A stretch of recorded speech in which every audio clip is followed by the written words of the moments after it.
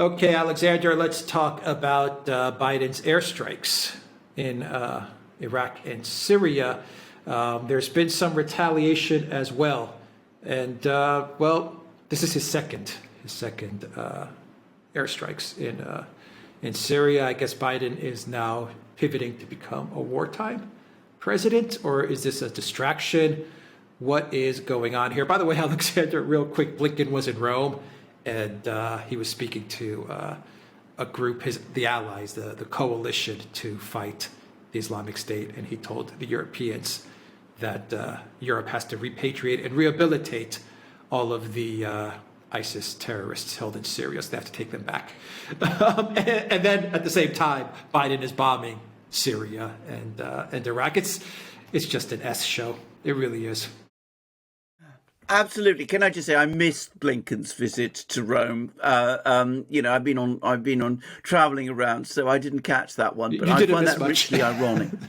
No, I didn't miss much. But I mean, you know, just consider, I mean, the US hasn't had much in the way of terrorism from people like ISIS. Of course, in Europe, we've had quite a lot. In Britain, we've had bomb explosions and people killed here as a result of people getting involved with ISIS. I remember there was an incident happened during the 2017 election, for example. So, you know, and in Europe, in France especially, it's been much worse. So, you know, it's all very well for Blinken to say, you know, open your doors, take these people back, rehabilitate them. He's not had to face this trouble with these people that we in Europe have done. So, you know, it's a wonderful example yet again of the US telling its European allies to do various things. Its European allies, you know, doing exactly what the US tells them. But I can assure you, and I'm sure I don't speak just for myself here, European populations take a very different view. But anyway, let's talk about these strikes, because, of course, you're absolutely right. You know, Joe Biden, he's withdrawing from Afghanistan. It's almost like you could see the US withdraws in one place, it advances in another. We now have airstrikes along the Iraqi border with Syria. Now, what was all this about? Now, and of course, the US, let's give them their due. There have been some drone strikes on US bases in Iraq. But in my opinion, those drone strikes are largely ineffective. They were token things done by a probably Shia militia there. I don't think they posed any real danger to the US military. So why did the US attack these particular Shia groups around the border? Well, I'm going to say it straightforwardly. I think it's all about Syria again.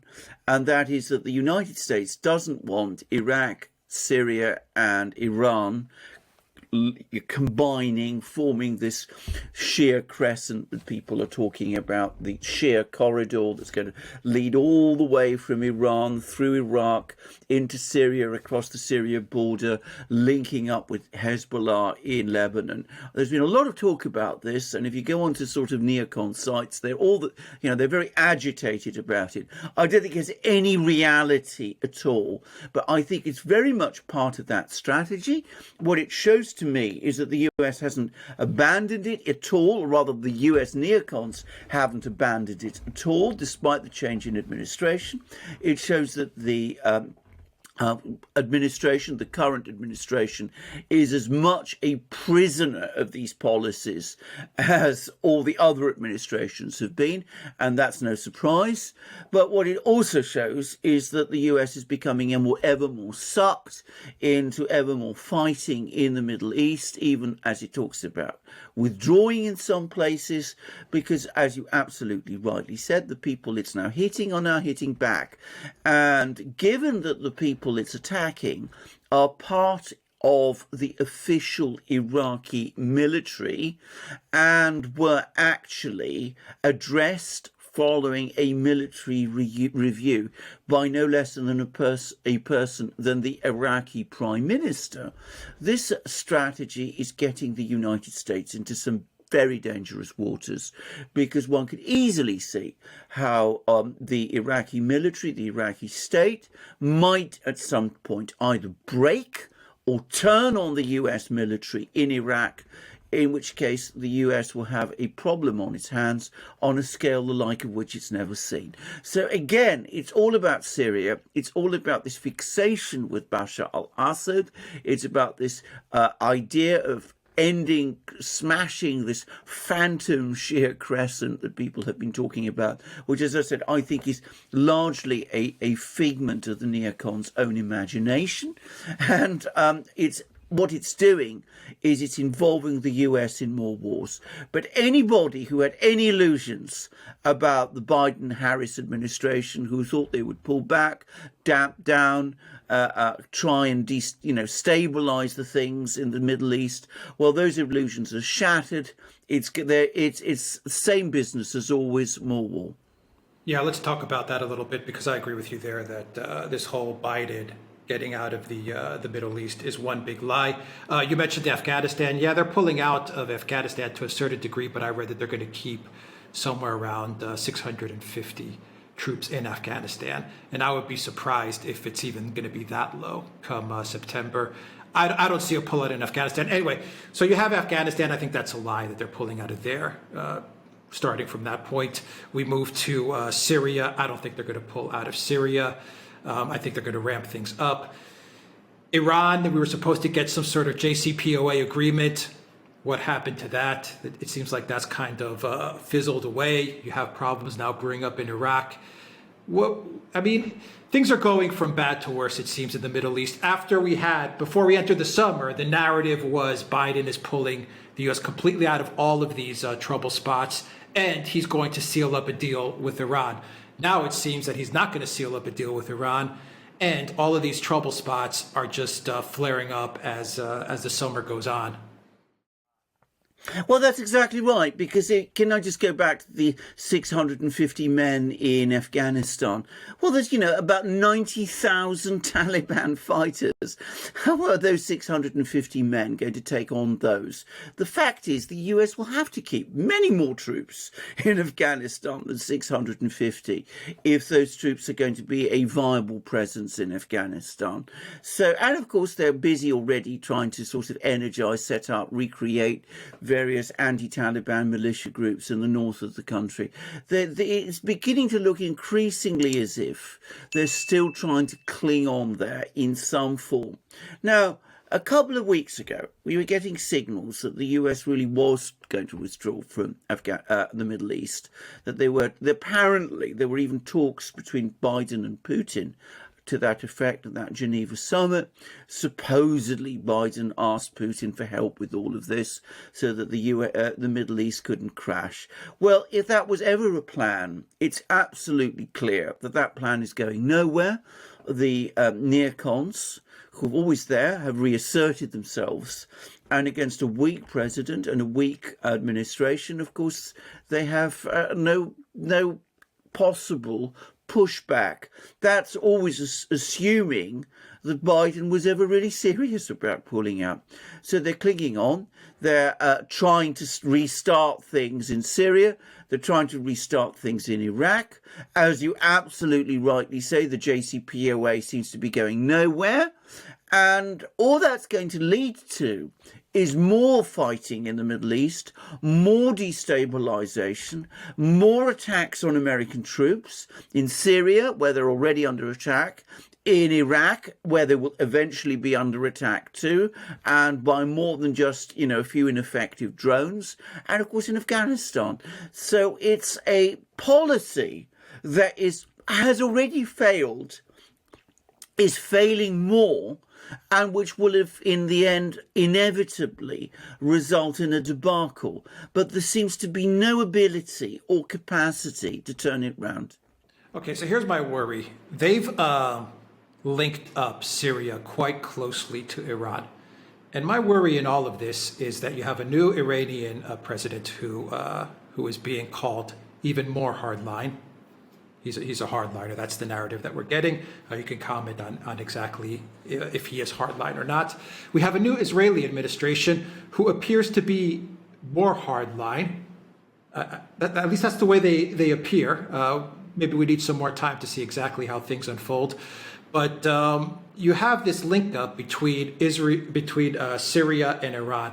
And my fear is that all these American troops in the Middle East is a tripwire. If something happens and something really bad happens, say to these troops stationed in the Middle East, it's not only going to be an attack against Syria or an attack against Iran, but an attack against all of both countries and all of the Shia, say, presence in the Middle East. I mean, it's a wider war now. It doesn't seem like it's going to be confined just to remove Assad. I mean, the Assad must go thing seems too narrow at this point in time.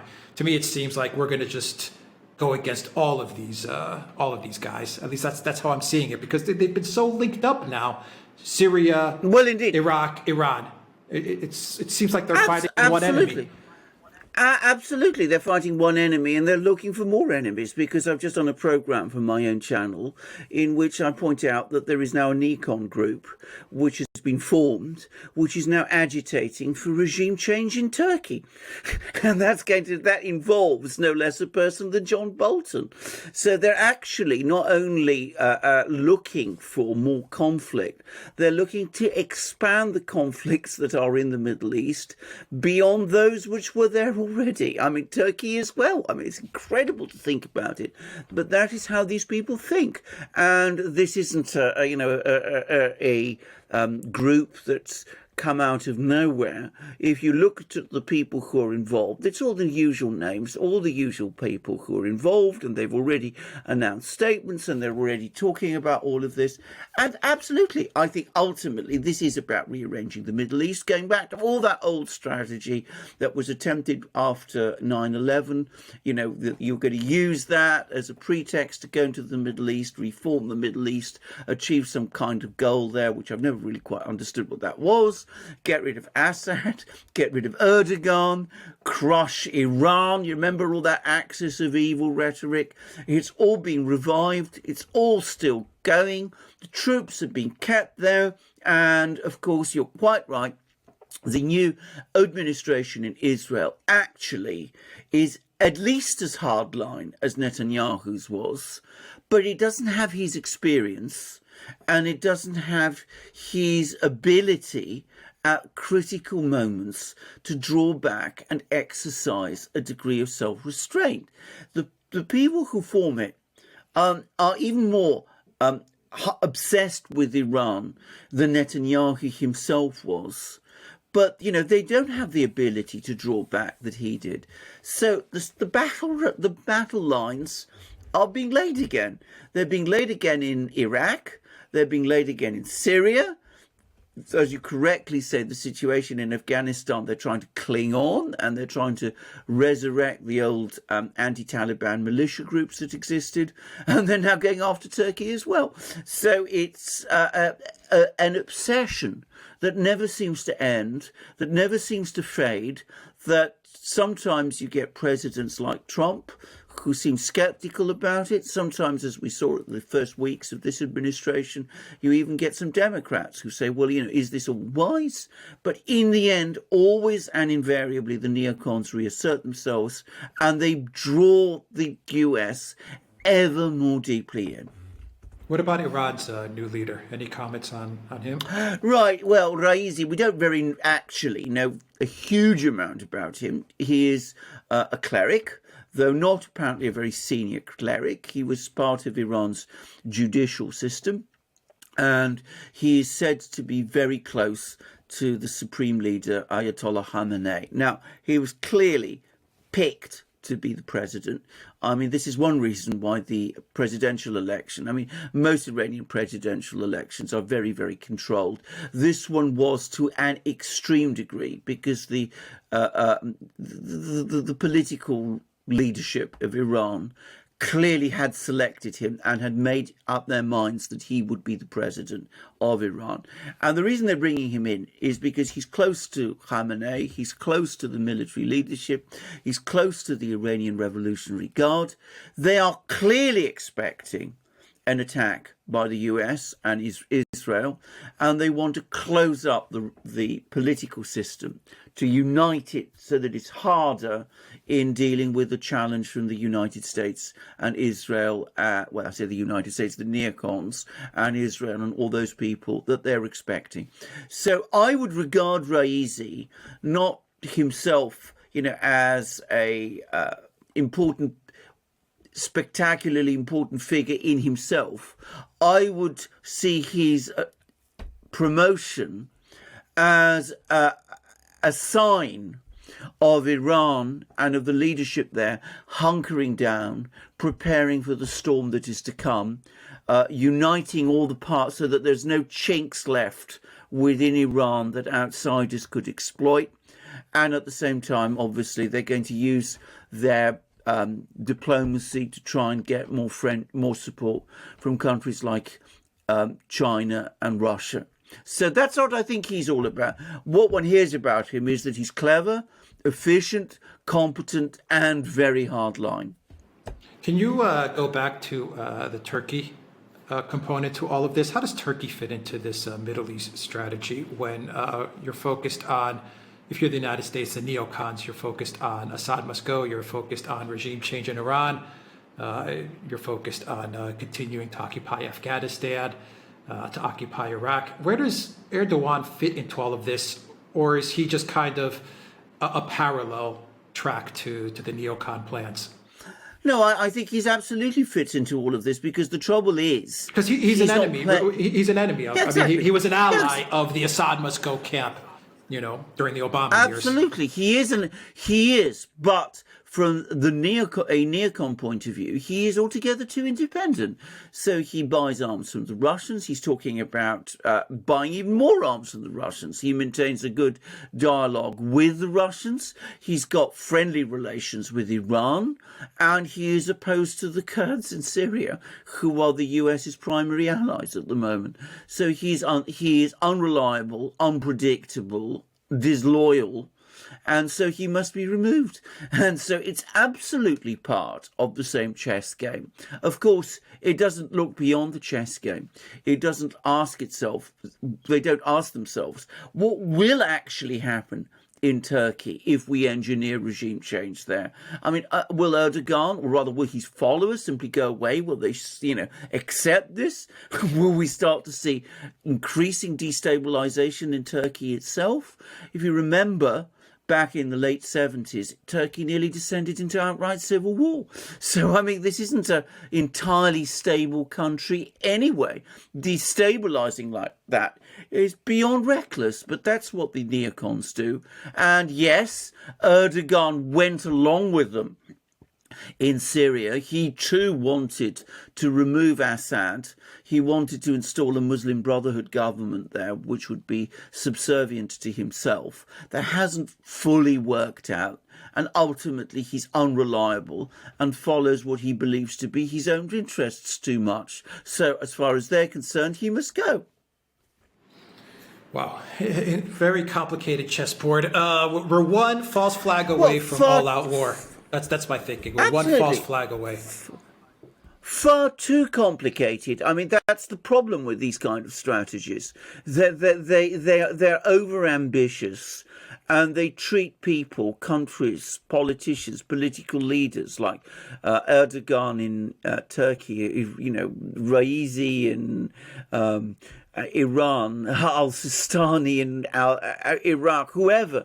They treat them like pawns that they think they can move around the chessboard. And that, of course, is going to result eventually in a blow-up and a war. But as, night follows day, one can say with confidence that that's not going to result in the outcome that the neocons expect. It never does. All their ventures fail, and fail badly. But that doesn't stop them coming back and demanding more. And always and invariably, their argument when their projects fall apart is not that the United States should not, they don't admit that the United States should not have intervened. They argue that the United States should have intervened even more, kept more troops in, put more troops there, invested more trillions of tax dollars in order to achieve what? I've never been able to quite work out, but I mean, some grandiose project in the Middle East that they've always pursued. I mean, oil obviously played a part, but, we're supposedly told now that oil is less important. But if that's the case, it's never really sunk through with these people. Weapon sales. Weapon sales? Chaos. Promotions, they get promoted up, these guys. Oh, well, absolutely. Chaos, too. I mean, to some extent, one gets the sense that some of these people actually welcome the chaos because they think that the chaos will keep others distracted and make it more difficult for them to challenge the US. But in practice, in reality, what their chaos does is that it sucks the US instead. Because if you think about the previous regime change wars in the Middle East, what did they actually achieve? They gave one country the time and space to make itself more powerful. And that country wasn't the United States, it was China. So it's, if you like, you could almost say, well, they're actually carrying out China's policy for it because they're going to drag the United States back to the Middle East instead of the Pacific, absorb its energies there, waste its men, its mental energy, its tax dollars in, fighting in the sands of the Middle East as China grows ever greater. Sometimes I wonder if that's the grand plan. Anyway. Well, you might think so. I mean, if you wanted to set out a policy which would suit Beijing best at this present moment in time, it's for the United States to get itself drawn into a conflict in the Middle East. I mean, you really want the ideal outcome from the Chinese point of view. Iraq War 3 would be the absolute perfect outcome for them. More defeats with the US, more American troops bogged down in the Middle East. But, these people, they know no reverse gear. They have no ability for introspection. They don't reconsider their own policies and they just carry on. And they are extremely embedded in the political system in Washington.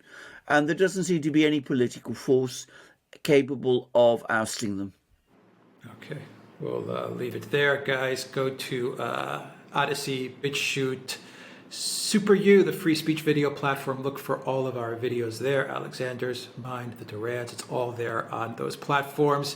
Also, join us on Locals, guys, and take part in the Duran community. Share your stories, share your photos, your articles. You can do it all on Locals. Duran shop, 10% off. I'm wearing a Duran tee. I've got my Duran mug. Use the code REALNEWS at checkout. Take care.